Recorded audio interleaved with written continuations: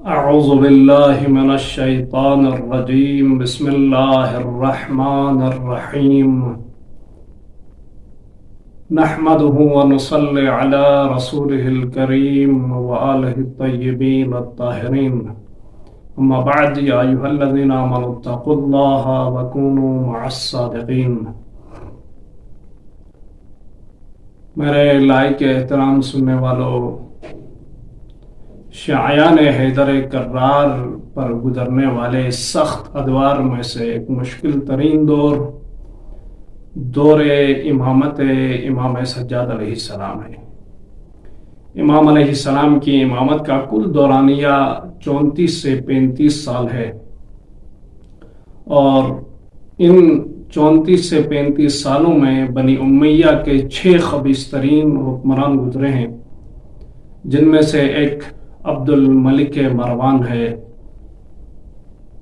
اس خبیث اور شقی القلب انسان کے دور میں ایک انسان نما درندہ بنام حجاج بن یوسف ثقفی سران بنی امیہ میں سے ایک تھا. اس ملعون نے ہزاران شیعیان حیدر کرار کو موت کی کھاٹ اتارا ہے اور شہید کر دیا ہے، من جملہ کمیل و قمبر. ان شخصیات کو اس ملعون نے شہید کر دیا اور قتل کر دیا ہے. یعنی امام سجاد علیہ السلام کی امامت کا دور اتنا مشکل دور تھا کہ اس دور میں بالخصوص مکتب تشیع اور آل محمد کی حمایت میں اگر کوئی پرندہ پر مارتا تو اسے بھی حمایت اہل تشیع میں پر مارنے کی جرأت نہ تھی. ایسا سخت اور مشکل اور گٹھن دور امام سجاد کی امامت کا دورانیہ ہے. ایسے سخت حالات میں میرے امام سجاد علیہ السلام نے وہ عظیم کارنامے انجام دیے ہیں جسے تاریخ رہتی دنیا تک یاد رکھے گی. امام سجاد کے مبارزات اس مشکل دور میں مختلف ہیں، ان میں سے چند آیات کی طرف مختصراً اشارہ کروں گا. اس سخت دور میں جہاں منبر، حاکم، حکومت، محراب، قاضی، قضاوت سب کچھ بنی امیہ کا تھا، ایسے دور میں امام سجاد علیہ السلام کا پہلا مبارزہ اور پہلی جہاد آپ علیہ السلام کی احیاء عاشوراء اور زندہ نگہداری عاشوراء، نہضت کربلا کو آپ علیہ السلام نے زندہ رکھا اور آج ہم تک پہنچایا. کربلا کے معتبر ترین راوی امام سجاد علیہ السلام ہے، اور آپ علیہ السلام نے اپنے اس مشکل دور میں جہاں اجتماعات پر سخت پابندی تھی، آپ کسی اجتماع میں جا نہیں سکتے تھے، ممبر سے محراب سے بالکل آپ کی چھٹی تھی، آپ نزدیک نہیں جا سکتے تھے، وارث ممبر رسول کے قریب جا نہیں سکتا تھا. یہ سب کے سب بنی امیہ کے قبضے میں تھے. ایسے زمانے میں آپ نے نہضت عاشوراء کو زندہ رکھا. تو کیسے رکھا؟ عزیزان گرامی قدر، جیسے کہ عرض ہوا، اجتماعی، جیسے کہ آج کل ہم نے عزاداری کو زندہ رکھا ہے، یاد کربلا کو زندہ رکھا ہے، تو اجتماعی عزاداری کے ذریعے سے ہم فرش عزا بچھاتے ہیں، محرم آتا ہے، سفر آتا ہے، اس میں ہم عزاداری کرتے ہیں، اور کربلا زندہ ہے اور انشاءاللہ تا قیامت زندہ رہے گی. تو امام سجاد علیہ السلام کے لیے تو یہ موقع نہیں تھے کہ آپ یاد عاشوراء کو زندہ رکھتے اجتماعی عزاداری کے ذریعے سے، تو آپ کے لیے تو یہ موقع فراہم نہیں تھا. تو آپ نے کیسے یاد عاشوراء کو زندہ رکھا؟ عزیزان گرامی قدر، کہا جاتا ہے امام سجاد نے انفرادی عزاداری کے ذریعے سے کربلا کو زندہ رکھا اور ہم تک پہنچایا. یعنی کیسے؟ سب سے پہلے انفرادی عزاداری کا ایک طریقہ امام سجاد کا گریہ تھا. آپ علیہ السلام نے امام حسین پر اتنا گریہ کیا کہ لوگ کہنے لگے مولا اب تو بس کرے، کتنا گریہ کرتے ہو، کربلا کو بیت کے کئی سال گزر گئے، اب بھی آپ ویسے ہی گریہ کر رہے ہو جیسے کہ کربلا آج رونما ہوا ہو. تو امام سجاد نے کہا جواباً، حضرت یعقوب کا ایک یوسف گم ہوا تھا، جس کے بارے میں حضرت یعقوب کو یقین تھا کہ وہ زندہ ہے اور پلٹیں گے، واپس آئیں گے، باوجود اس کے کہ قرآن کا کہنا ہے وَبْيَضَّتْ عَيْنَاهُ. حضرت یعقوب نے اتنا گریہ کیا کہ ان کی دونوں آنکھیں سفید ہو گئی. میں نے تو میرے 18 یوسفوں کو ٹکڑے ہوتے ہوئے کربلا کے میدان میں دیکھا ہے، میں کیوں نہ گریہ کروں. آپ نے عزاداری کو زندہ رکھا گریے کے ذریعے سے، اور آپ علیہ السلام نے عزاداری کو زندہ رکھا ایک دوسرے انداز میں، وہ ہے بہانہ۔ بہانہ سے آپ کربلا کا ذکر کرتے تھے اور گریا کرتے تھے، تو لوگوں کے دلوں میں یاد کربلا تازہ ہو جاتی تھی۔ مثلا مثال کے طور پر پیش کروں، راوی بیان کرتا ہے میں نے امام سجاد کے سامنے افطار لے کے گیا، ماہ مبارک رمضان تھا، آپ علیہ السلام نے افطار تناول نہیں فرمایا، کافی وقت گزرا، رات تقریباً ختم ہونے کو جا رہی تھی، میں نے کہا مولا افطار ٹھنڈی ہو گئی، آدھی رات ہو گئی، آپ افطار تناول کریں، پانی سے افطار کریں، کھانا کھائیں۔ امام علیہ السلام نے جواباً ارشاد فرمایا میں کیسے افطار کروں، میں کیسے پانی پیوں؟ قتل ابن رسول اللہ عطشانا، قتل ابن رسول اللہ جائیا، فرزند رسول کو پیاسا قتل کر دیا گیا، فرزند رسول کو 3 دن کا بھوکا شہید کر دیا گیا، پس گردن حسین ابن علی کے گردن کو جسم سے جدا کر دیا گیا کاٹ کر۔ عزیزان گرامی قدر، امام سجاد علیہ السلام نے یوں بہانے سے عزاداری کو زندہ رکھا۔ میں اور آپ کے لیے درس دیا، اگر خدا نہ کرے آپ پر ایک ایسا وقت آ جائے کہ آپ جیسے کہ آج ہو رہا ہے، کوششیں ہو رہی ہے دشمن کی، ناکام سازشیں کہ وہ عزاداری پر پابندی لگائے اور عزاداری کو کسی طریقے سے محدود کرے، اگر خدا نہ کرے ہم پر ایسا وقت آئے تو سیرت طیبہ امام سجاد ہے کہ ہم نے یاد کربلا کو فراموش نہیں کرنا ہے، کسی نہ کسی بہانے سے ہم نے کربلا کو زندہ رکھنا ہے انشاءاللہ، جیسے کہ یہ وعدہ الہی ہے، یہ شعار الہیہ ہے کہ یہ زندہ رہیں گے۔ عزیزان گرامی قدر، امام سجاد نے بہانے سے عزاداری کو زندہ رکھا۔ ایک اور نمونہ پیش کر رہا ہوں، امام سجاد علیہ السلام ایک دن اپنے گھر میں حجرے میں چند اپنے دوستوں کے ساتھ بیٹھے ہوئے تھے کہ اتنے میں حضرت عباس کا ایک شہزادہ وارد ہوتا ہے۔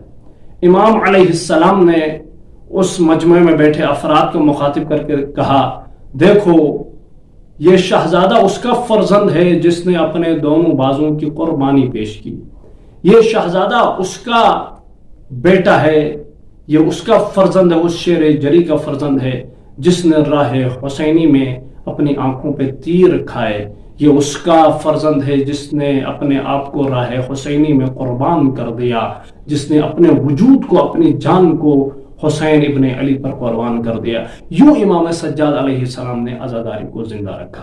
یہ پہلا مبارزہ امام سجاد علیہ السلام ہے۔ چند مبارزات کی طرف، امام کا بہت سارے مبارزات اشارہ کر رہا ہوں۔ دوسرا مبارزہ امام سجاد علیہ السلام کے اس سخت اور گٹھن دور میں امام سجاد علیہ السلام کا مبارزہ ہے تربیت افراد۔ جیسے کہ عرض ہوا اجتماعی پروگرامات تو آپ منعقد کر نہیں سکتے تھے، تو آپ نے افراد کی تربیت اور تعلیم کیسے تربیت کی، کیسے تعلیم دی؟ اجتماعات امام صادق علیہ السلام کی طرح یونیورسٹی کھولنا تو آپ پر سخت پابندی تھی۔ عزیزان گرامی قدر، امام سجاد علیہ السلام نے بھی ہمیں ایک سلیقہ دیا، ہمیں ایک گر دیا، ہمیں ایک ڈھنگ دیا، بولا اگر آپ چاہتے ہو تعلیم و تربیت کرنا تو یونیورسٹی کی ضرورت نہیں ہے، کالج کی ضرورت نہیں ہے، بڑے بڑے محلات اور اونچے اسکولوں اور یونیورسٹیوں کی ضرورت نہیں ہے۔ اگر کوئی دل سے چاہتا ہے کہ لوگوں کی تربیت کرے، لوگوں کو انسان کامل بنائے، لوگوں کو عروج تک پہنچائے، انسانیت کو کمال عطا کرے، انسانیت کو اس کی زندگی کی معراج یعنی بندگی کا درس دے، تو اس کے لیے بہت سارے راستے ہیں۔ اس میں ایک راستہ امام سجاد نے کہا اگر تم یونیورسٹی اور اجتماعی صورت میں تدریس نہ کر سکو تو میں آپ کو ایک سلیقہ دیتا ہوں، ایک طریقہ دیتا ہوں۔ وہ امام سجاد کا طریقہ اور سلیقہ یہ ہے کہ آپ علیہ السلام بردہ فروشوں کے بازار میں جاتے تھے اور وہاں جا کر آپ غلام خریدتے تھے، اور یہ جو غلام خریدتے تھے ان کو نوکر بنانے کے لیے نہیں، غلام رکھنے کے لیے نہیں، بلکہ آپ علیہ السلام ان افراد کو خریدتے تھے تو آپ علیہ السلام کا ارادہ یہ تھا کہ آپ انہیں انسان دیکھنا چاہتے تھے، آپ انہیں تعلیم دینا چاہتے تھے، آپ انہیں شریعت اور احکام سکھانا چاہتے تھے، آپ انہیں انسان بنانا چاہتے تھے۔ آپ علیہ السلام افراد کو خریدتے تھے بصورت غلام، خرید کر انہیں تعلیم دیتے تھے اپنے گھر میں، اور تعلیم دے کے شریعت دین احکام کی تربیت کر کے پھر انہیں آزاد کر دیتے تھے 1 سال میں 2 سال میں۔ اور کہا جاتا ہے جب عید الفطر آتی تھی ہر سال کی تو آپ کے گھر میں جتنے بھی غلام تھے انہیں تعلیم و تربیت سے آراستہ کر کے آزاد کر دیتے تھے سارے کے سارے غلاموں کو. یوں امام سجاد علیہ السلام نے تاریخ میں یہاں تک لکھا ہے کہ 50,000 کے قریب افراد کو آپ نے غلاموں کی صورت خریدا اور انہیں عالم بنا کر، انہیں مربی بنا کر، تربیت یافتہ بنا کر آپ علیہ السلام نے انہیں آزاد کر دیا ہے. امام سجاد علیہ السلام نے یوں افراد کی تربیت کی اس سخت دور میں، اس مشکل دور میں. میں اور آپ کو کہا اگر کوئی مشکل وقت آئے تو ہاتھ پہ ہاتھ دھرے مت بیٹھنا، راہ الہی میں اٹھنا اور افراد کے لیے نیکی کرنا، اور انہیں اس انداز سے تمہیں تربیت اجتماعی کا موقع نہ ملے تو کسی نہ کسی طریقے سے آپ افراد کی تربیت کریں. جیسے امام سجاد علیہ السلام نے غلاموں کی صورت خریدا اور انہیں عالم بنا کر، مربی بنا کر آپ علیہ السلام نے رہا کر دیا. کس انداز کے آپ نے افراد تیار کیے، ایک نمونہ اشارہ کر رہا ہوں. اعزان گرامی قدر، ایک شخص بنام مبارک روایت کرتے ہیں کہ میں مکے میں تھا اور مکہ خشک سالی کا شکار ہو گیا، بارش نہیں برستی تھی، قحط آ گیا تھا. تو تمام لوگ جمع ہو گئے نماز باران پڑھنے کے لیے، اور ایک جگہ میں جمع ہو کر انہوں نے یہ نماز پڑھی، پر کہیں بارش کے کوئی آثار نظر نہیں آئے. اتنے میں ایک شخص اس جم غفیر سے، یہ راوی مبارک بیان کرتے ہیں کہ اس جم غفیر سے جو نماز پڑھنے آئے تھے، ایک شخص سیاہ پوست کالا رنگت انسان بلند ہو کے اس جم غفیر سے ہٹ گیا، الگ ہو گیا. میں سمجھا کہ یہ کچھ کرنے جا رہا ہے. میں دیکھتا رہا. یہ شخص الگ ہو کے ایک جگہ میں بیٹھ گیا اور بیٹھ کے اپنے سر کو سجدے میں رکھا اور سر سجدے میں رکھ کے کہنے لگا، الہی لا ارفع رأسا من السجود، پاک پروردگارا میں اس وقت تک اپنے سر کو سجدے سے نہیں اٹھاؤں گا جب تک بارش نازل نہیں ہوتی ہے، جب تک بارش نہیں برستی ہے. عزیزان گرامی قدر، جیسے ہی اس کا دعا کرنا تھا، راوی بیان کرتا ہے کہ ایک مرتبہ میں نے دیکھا کہ آسمان میں بادل گرجنا شروع ہو گئے اور یوں اللہ کی طرف سے نزول باران ہو گیا. یہ شخص کہتا ہے میں سمجھا یہ سیاہ پوست انسان کوئی ولی ہے، کوئی اللہ کا مقرب بندہ ہے. اس کے ایک دعا کی وجہ سے، اتنے بڑے جم غفیر کے نماز پڑھ کے دعا کرنے کی وجہ سے بارش نہیں ہوئی، پر اس کے دعا کرنے کی وجہ سے بارش ہو گئی. یہ کوئی اللہ کا مقرب بندہ ہے. میں اس کا پیچھا کرتا رہا. ایک دن یہ شخص مکے سے نکلا اور مدینے کی طرف گیا تو میں بھی اس کے پیچھے پیچھے گیا، اور جب مدینہ پہنچا تو میں نے دیکھا یہ شخص امام سجاد کے گھرانے کی طرف جا رہا ہے. میں سمجھ گیا یہ امام سجاد کا غلام ہے. آپ علیہ السلام نے ایسے الہی لوگوں کی تربیت کی جنہیں غلام کی صورت خریدا اور انہیں ایک مقرب اور اللہ کا عزیز بندہ بنا کر آپ علیہ السلام انہیں رہا کرتے تھے. تو میں اور آپ کو امام سجاد علیہ السلام کی حیات طیبہ کے مبارکات اور آپ علیہ السلام کی حیات طیبہ سے جو درس ملتا ہے وہ یہ ہے کہ ہم یاد عاشورہ کو، یہ سنت امام سجاد ہے کہ ہم یاد عاشورہ کو زندہ رکھیں اور کوشش کریں اپنے جامعے کی، اپنے افراد کی تربیت کریں. وما علینا الا البلاغ.